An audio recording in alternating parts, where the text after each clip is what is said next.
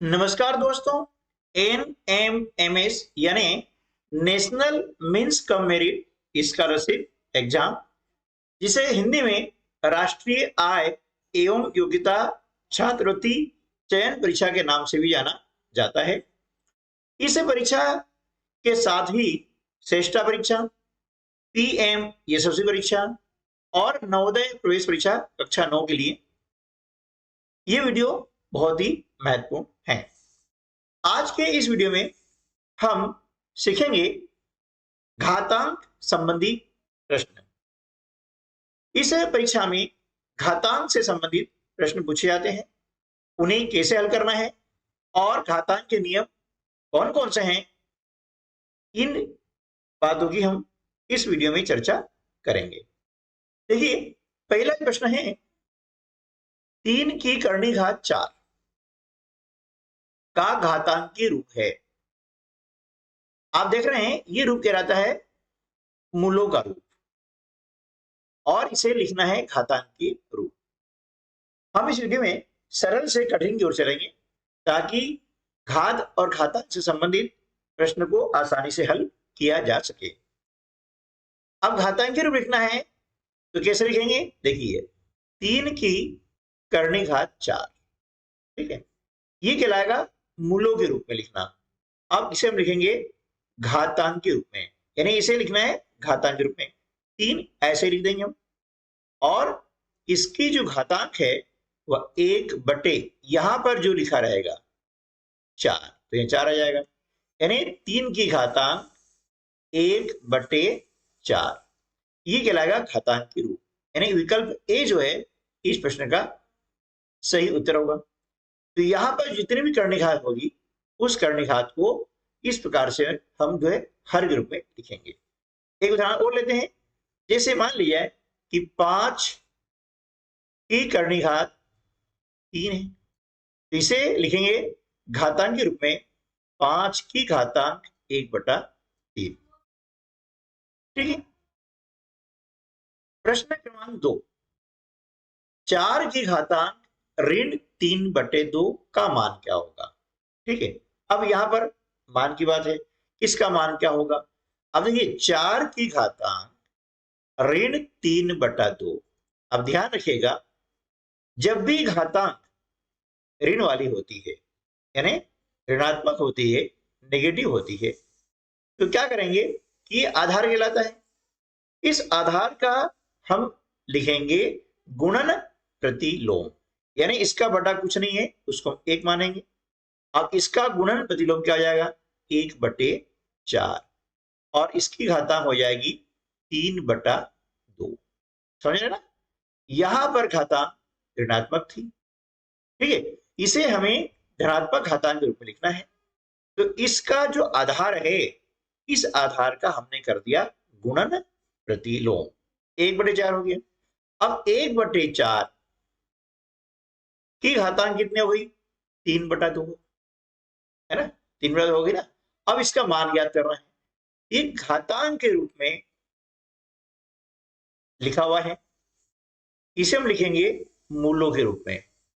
कैसे? देखिए, 1/4 आ गया। अब ऊपर जो अंश है वो तो क्या होगा? यही रह जाएगा, और हर यहां पर आ जाता है। अब हर कितना है पर? 2, तो यहां कुछ नहीं लिखा हुआ है, मतलब 2 है ना? इस पर ध्यान रखिएगा कि यदि संख्या को ऐसी आती है, इसका अर्थ ये हुआ कि 5 की घातांक 1/2, यानी ये वर्गमूल का है ना?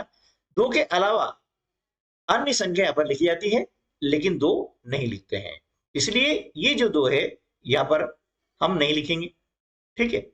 अब क्या होगा कि यहां पर हम देखते हैं 1/4 गुणा 1/4 गुणा 1/4, क्यों? कि घातांक यहां कितनी है? 3 है, तो इस आधार को हमने यहां पर 3 बार लिख दिया। अब ये चिन्ह है किसका? वर्गमूल का। हम जानते हैं कि 1 का वर्गमूल 1 होता है और 4 का वर्गमूल होता है कितना? 2। इसका 1/2 आ गया, गुणा इसका भी आ जाएगा 1/2, गुणा इसका भी वर्गमूल आ जाएगा 1/2। क्लियर? अब इनका गुणा करेंगे, अंश का अंश में गुणा किया, 1 आ गया, बटे 2 दूनी 4, 4 दूनी 8, ये मान कितना आ जाएगा, 1/8। विकल्प बी जो है इस प्रश्न का सही उत्तर होगा। क्लियर हो गया ना। चलिए अगला प्रश्न है 3/4 की घातांक ऋण 3 का मान ज्ञात कीजिए। अब देखिए 3/4 ये आधार है और इसकी घातांक है ऋण 3। अभी हमने समझा था कि जब घातांक ऋणात्मक होती है तो उसके आधार का हम गुणन प्रतिलोम करते हैं। 3/4 है, इसका गुणन प्रतिलोम हो जाएगा 4/3। ठीक है, घातांक 3। अब घातांक 3 है तो आधार को हमें 3 बार लिखना है गुणा के रूप में, इस प्रकार से। घातांक 3 है तो आधार को हम लिखेंगे गुणा के रूप में 3 बार। अब गुणा कर देंगे, 4 का गुणा 4 करते हैं, 4 चौके 16 और 16 चौक 64, बटे 3 का गुणा 3 में करेंगे, 3 तिया 9 और 9 तिया 27, कितना आया 64/27। देखिए कि 64/27 कहां पर है, विकल्प डी में है, इसलिए विकल्प डी जो है इस प्रश्न का सही उत्तर होगा। यदि अभी तक आपने हमारे चैनल को सब्सक्राइब नहीं किया है तो चैनल को सब्सक्राइब कर लीजिएगा, ताकि आपको एनएमएस या इसी प्रकार की अन्य प्रतियोगी परीक्षाओं की तैयारी करने के लिए पर्याप्त मटेरियल निःशुल्क मिल सके। और इससे संबंधित अन्य वीडियो प्राप्त करने के लिए इस वीडियो के डिस्क्रिप्शन बॉक्स में लिंक दी गई है, उन लिंक के माध्यम से आप वीडियोज प्राप्त कर सकते हैं। साथ ही हम हमारे व्हाट्सएप ग्रुप के माध्यम से टेस्ट करवाते हैं और टेस्ट के माध्यम से आप जान पाते हैं कि हमारी तैयारी कैसे चल रही है और किन कंसेप्ट में, किन टॉपिक्स में हमारी कमजोरी है और उसे कैसे दूर किया जाए। उसे दूर करने के लिए वीडियो हमारे चैनल पर अपलोड किए गए हैं और आप हमें कमेंट्स बॉक्स में लिख सकते हैं कि इस चैप्टर पे हमें पढ़ना है या इस चैप्टर में ये कठिनाई आ रही है। तो आप जो बातें हैं वे कमेंट्स बॉक्स में जरूर लिखें। व्हाट्सएप ग्रुप की लिंक भी हमारे वीडियो के डिस्क्रिप्शन बॉक्स में दी हुई है, तो आप किसी भी एक व्हाट्सएप ग्रुप में ज्वाइन हो सकते हैं। तीनों व्हाट्सएप ग्रुप हैं और तीनों में समान रूप से सामग्री भेजी जाती है, इसलिए केवल एक ग्रुप में आप ज्वाइन हों। चलिए अगला प्रश्न देखते हैं। 5 वर्ग कोष्टक इसकी घातांक 2 या कह सकते इसका भी वर्ग। हम देख रहे हैं कि यहां पर घातांक के ऊपर भी घातांक है। देखिए घातांक के नियम समझेंगे तो सवाल काफी सरल है। इस वीडियो में हम थोड़ा सा बेसिक प्रश्न ले रहे हैं, इसके बाद जो आने वाला वीडियो है उसमें थोड़ा एडवांस टाइप क्वेश्चन लेंगे, ताकि आपको उन्हें हल करने में दिक्कत ना आए। तो नियम क्या है, जब घातांक की भी घातांक होती है ना, ये घातांक है और इसकी भी घातांक है, तो इन घातांकों का आपस में गुणा हो जाता है। 2 गुणा 2 कितना हो गया, 5 की घातांक 4। ठीक है, अब 5 की घातांक 4 यानी 5 को हमें 4 बार लिखना है गुणा के रूप में, इस प्रकार से देख दिया। अब इनका गुणा कर लेंगे, 5 गुणा 5 हो गया 25, 25 गुणा करेंगे हम 5 में 125 और 125 में हम 5 गुणा करते हैं तो आता है 625। अब देखिए कि किस विकल्प में 625 है, तो विकल्प डी जो है इसमें 625 है, इसलिए विकल्प डी इस प्रश्न का सही उत्तर हो जाएगा। अब देखिए प्रश्न क्रमांक 5 है, ये आपका मझला कोष्टक है, इसके अंदर है 2 ऋण 3 छोटा कोष्टक, 2 धन 3 छोटा कोष्टक बंद और इसकी घातांक है ऋण 1 मझला कोष्टक बंद और इन सभी घातांक है ऋण 1। अब कैसे हल करेंगे, ठीक है ना। चलिए देखिए अब इसे हम हल करते हैं यहां पर और फिर देखते हैं। देखिए 2 ऋण 3 छोटा कोष्टक है, 2 धन 3 और इसकी घातांक ऋण 1 है, और मंझला कोष्टक है ऋण 1। ठीक है ना। देखिए अब यहां पर हम देखते हैं कि 2 में से हम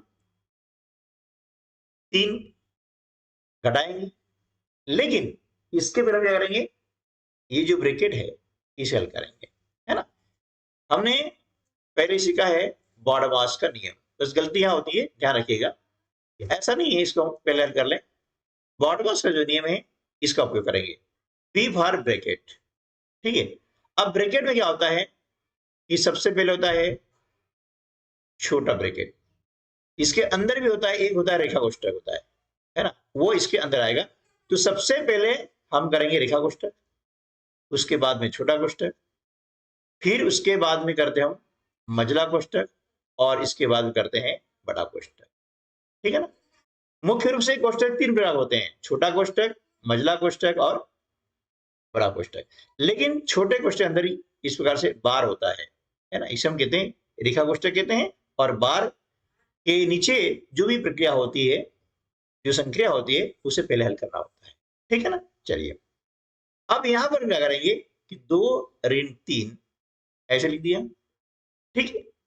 अब 2 धन 3, इन्हें 2 और 3 को जोड़ेंगे तो 5 आता है।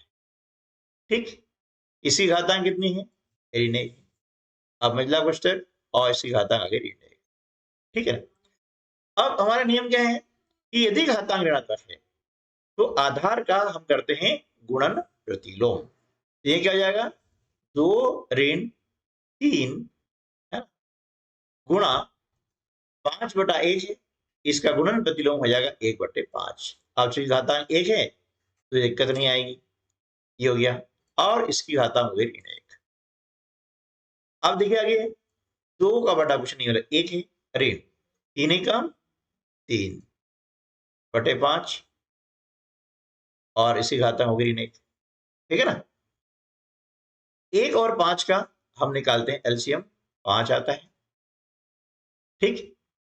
इस प्रकार हमने लगा लिया, 1 का भाग लगाया 5 में, 5 आ जाएगा, 5 दूनी 10, ऋण 5 एकम 5, 1 का गुणा किया हमने 3 में, 3 आ गया।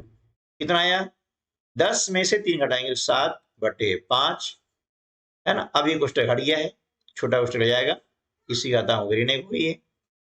नियम वही है कि जब घातांक ऋणात्मक हो, है ना, और इसे हमें धन में बदलना है तभी हल कर पाएंगे। तो जो आधार है इसका हम करेंगे गुणन प्रतिलोम, यानी 7/5 से क्या हो जाएगा, 5/7। और एक घातांक हम लगाते नहीं है, कोई घातांक नहीं है मतलब 1 है। हर में भी सही है, यदि हर कुछ नहीं है मतलब 1 है, और गुणा किसी का कुछ नहीं मतलब 1 है।